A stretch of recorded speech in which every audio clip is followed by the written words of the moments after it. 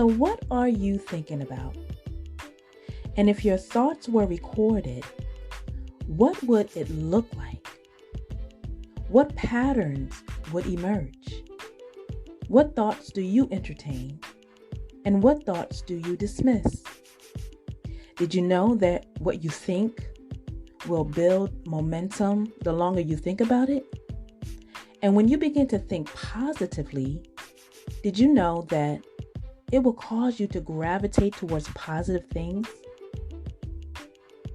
So let's talk about filters for a moment.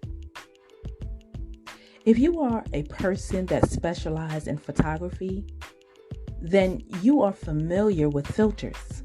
Filters are used to increase brightness and shine, or to add a variety of textures and tones and even special effects to your pictures. Now, there are also filters used for cars in order to keep the oil pure and run smoothly when you drive.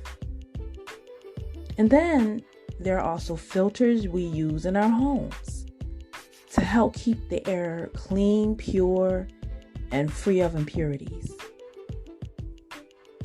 So I guess it's safe to say that filters are used to prevent contamination from traveling into unwanted territories. And we too must choose to filter what we see, what we hear, and what we say. But most importantly, we must filter our thinking. So tonight I'm going to talk to you for a few minutes on the subject, filtered thinking. I'll be right back.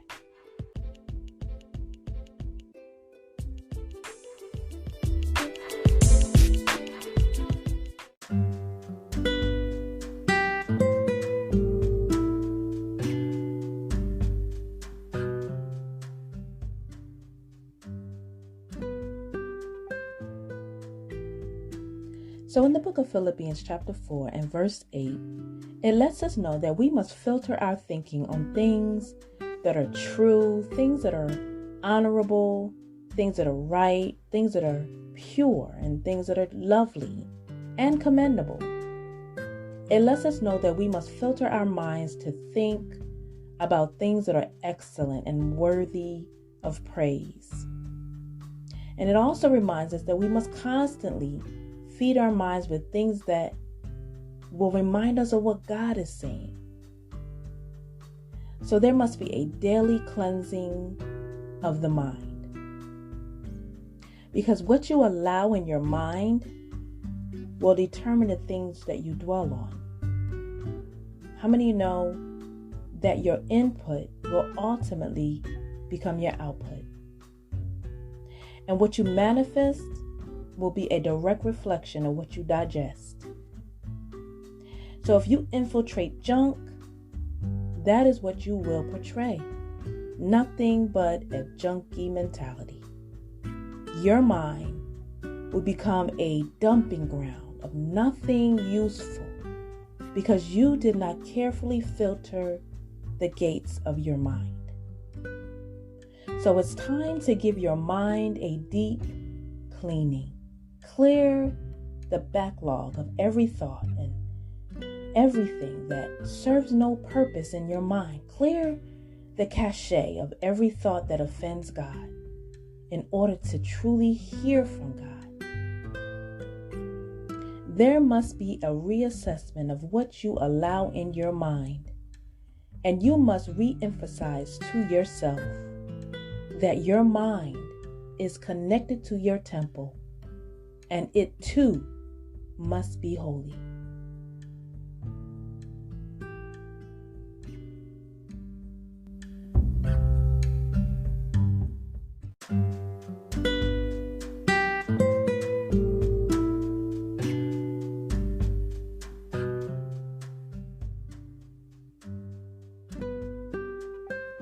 So in a nutshell, you have the power to choose what you think. You have the power to choose what you dwell on. And you have the power to allow your mind to be pleasing unto the Lord. Understand that you are what you think. And that's why the enemy uses our minds as a playground. Why? Because oftentimes it's left unguarded. But understand this. He cannot read your mind. All he does is study your moves. And once he understands your moves and understands how you operate, he will use everything and anything connected to you to try to manipulate you into thinking the opposite of what God is truly saying. Because he knows that if he can get you alone, and if he can get you to think on a thing and cause you to dwell on it long enough, that eventually you'll begin to believe it. And you will begin to come into agreement with that until he gains territory of your mind. So, be the doorkeeper of your mind. Guard it daily. And don't entertain wrongful thinking.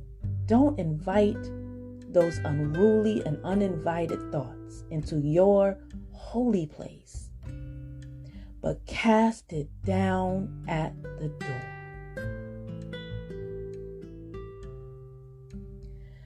Whew. Well, that's all for now. I just want to thank you, as always, for tuning in to our podcast.